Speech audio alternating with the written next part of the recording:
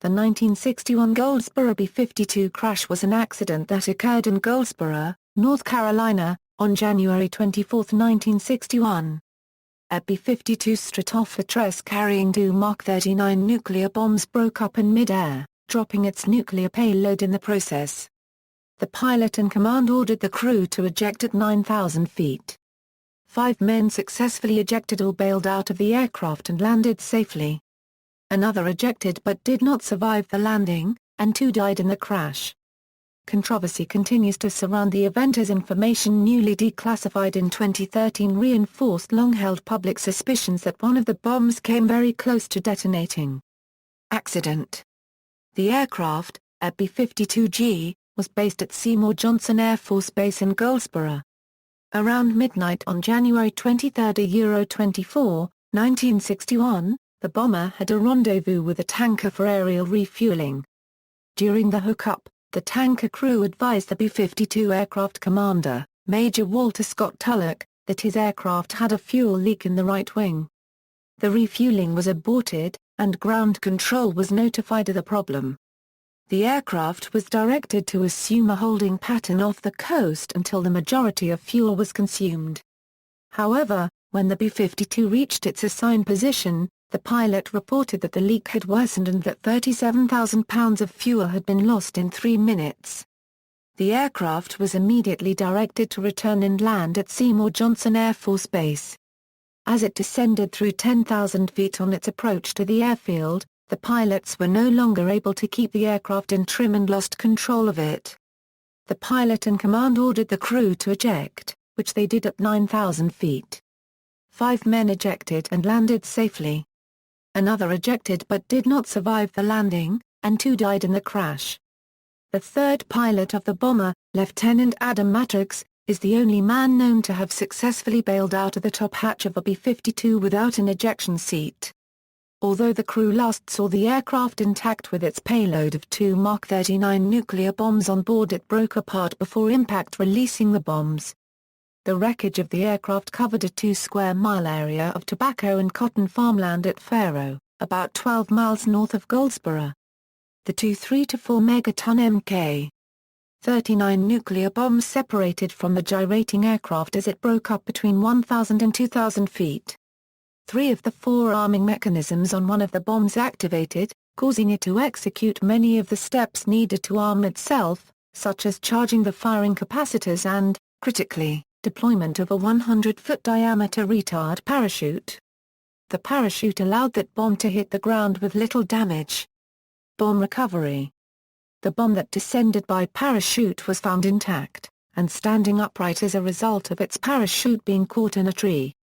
According to Lieutenant Jack Revel, the bomb disposal expert responsible for disarming the device, the arm safe switch was still in the safe position, although it had completed the rest of the arming sequence. The Pentagon claimed at the time that there was no chance of an explosion and that 2 arming mechanisms had not activated. A United States Department of Defense spokesperson told United Press International reporter Donald May that the bomb was unarmed and could not explode. Former military analyst Daniel Ellsberg has claimed to have seen highly classified documents indicating that its safe arms switch was the only one of the 6 arming devices on the bomb that prevented detonation. In 2013, information released as a result of a Freedom of Information Act request confirmed a single switch prevented detonation. The second bomb plunged into a muddy field at around 700 miles per hour and disintegrated without detonation of its conventional explosives. The tail was discovered about 20 feet below ground. Pieces of the bomb were recovered. According to nuclear weapons historian Chuck Hansen, the bomb was partially armed when it left the aircraft, though an unclosed high-voltage switch had prevented it from fully arming. In 2013, Revel recalled the moment the second bomb's switch was found.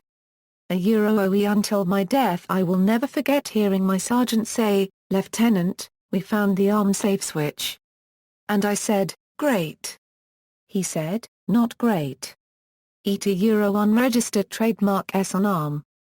Excavation of the second bomb was abandoned as a result of uncontrollable groundwater flooding. Most of the thermonuclear stage, containing uranium and plutonium, was left in place, but the pit, core of the bomb had been dislodged and was removed. The United States Army Corps of Engineers purchased a 400 feet circular easement over the buried component. The University of North Carolina at Chapel Hill determined the buried depth of the secondary component to be 180 feet, plus or minus 10 feet. Consequences to B-52 design: wet wings with integral fuel tanks considerably increased the fuel capacity of B-52G and H models, but were found to be experiencing 60% more stress during flight than did the wings of older models.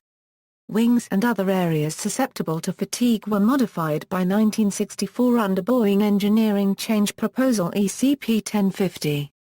This was followed by a fuselage skin and longeron replacement in 1966, and the B-52 Stability Augmentation and Flight Control Program in 1967. Later analysis of weapons recovery: Revell, speaking to a writer in 2011 of the bomb that he said nearly detonated, OE as far as unregistered trademark and concern, we came damn close to having a Bay of North Carolina. The nuclear explosion would have completely changed the eastern seaboard if it had gone off He also said the size of each bomb was more than 250 times the destructive power of the Hiroshima bomb, and large enough to have a 100% kill zone of 17 miles. Each bomb would exceed the yield of all munitions ever detonated in the history of the world by TNT, gunpowder, conventional bombs, and the Hiroshima and Nagasaki blasts combined. In 2013, investigative journalist Eric Schlosser published a book, Command and Control, in which he presented a declassified 1969 document obtained under the Freedom of Information Act. In the report, entitled Goldsboro Revisited, written by Parker F. Jones, a supervisor of nuclear safety at Sandia National Laboratories, Jones says that one simple, dynamo technology, low-voltage switch stood between the United States and a major catastrophe, and concludes that the Mk-39 Mod 2 bomb did not possess adequate safety for the airborne alert role in the B-52. Legacy. In July 2012, the state of North Carolina erected a historical road marker in the town of Eureka, 3 miles north of the crash site, commemorating the crash under the title Nuclear Mishap. The memorial does not list the names of the 3 aircrew who died in the accident: Sergeant Francis Roger Barnish, Major Eugene Holcomb Richards, and Major Eugene Shelton. Nothing on the sign indicates that one of the 2 nuclear bombs released by the B-52 during the crash is still buried where it came to rest in 1961, nor does it state that one of the 2 bombs was in the armed position. This accident was one of the many that contributed to Secretary of Defense Chuck Hagel's actions calling for top-to-bottom changes in a press release at the Pentagon on November 13, 2014. Further reading: Hansen, Chuck. U.S. Nuclear Weapons, The Secret History. Aerofax, Incorporated. ISBN 0517567407. Dobson, Joel. The Goldsboro Broken Arrow. Lulu Press. ISBN 1257869523. See also: List of military nuclear accidents, Special Weapons Emergency Separation System, United States Military Nuclear Incident Terminology Broken Arrow, 1964 Savage Mountain B-52 Crash. Notes. Footnotes. References: Hanna, Gary. The Pentagon's Broken Arrows. Mother Jones Magazine, 28. Retrieved July 13, 2009. Hansen, Chuck. Oops! Bulletin of Atomic Scientists 46. Hardy, Scott. The Broken Arrow of Camelot, an analysis of the 1961 B-52 crash and loss of the nuclear weapon in Faro, North Carolina. East Carolina University. Newark, Marcel Size. Post-World War II Bombers, 1945–1973. Washington, D.C. Office of Air Force History. ISBN 978-0-16-002260-9. Retrieved September 25, 2013. Mattox, Adam. Personal interview. Pilkington, ed.